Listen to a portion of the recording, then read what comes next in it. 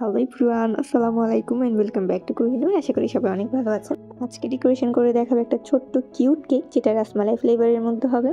একটা সময় এমন ছিল রাসমালাই ফ্লেভার কেকটা আমার একদমই পছন্দ ছিল না। পছন্দ না হওয়ার মেন রিজন ছিল হচ্ছে এই কেকের কম্বিনেশনটা, ফ্লেভার যে কম্বিনেশনটা আছে কেকের মধ্যে রাসমালাই, জিনিসটা খুবই অদ্ভুত ছিল। এই জন্য আমার এই ফ্লেভারটা একদমই পছন্দ ছিল না, কিন্তু ট্রাই করার পর বুঝলাম এই ফ্লেভারটা আসলে খুবই মজা। সবার একবার হলেও রাসমালাই ফ্লেভার কেকটা ট্রাই করা উচিত। তো এই কেকটা ছিল মূলত বাসার জন্য, অর্ডারের জন্য অনেকবারই বানানো হয়েছে, কিন্তু বাসার জন্য একবারও বানাইনি।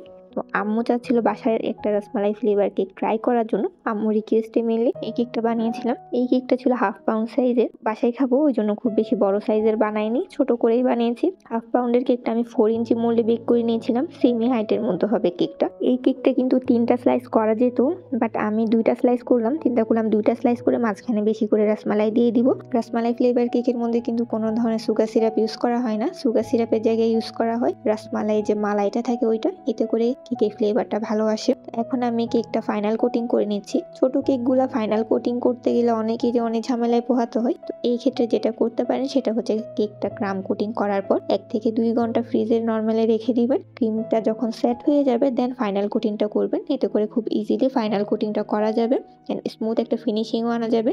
যেহেতু এই কেকটা ছিল রাসমালাই ফ্লেভারের মধ্যে, ওই জন্য আমি চিন্তা করলাম আপার ডেকোরেশনটা ইয়েলো কালারের মধ্যে রাখবো। তো আমি হোয়াইট কালার একটা বেস দিয়ে নিয়েছিলাম ফার্স্টে, তারপর অল্প একটু ইয়েলো ক্রিম দিয়ে আপার ফিনিশিংটা কমপ্লিট করলাম। কেকটা ফাইনাল কোটিং করার পর ফ্রিজে রেখে দিয়েছিলাম সেট হওয়ার জন্য। সেট হওয়ার পর আমি এখানে হোয়াইট চকলেট গানাশ অ্যাড করে দিচ্ছি।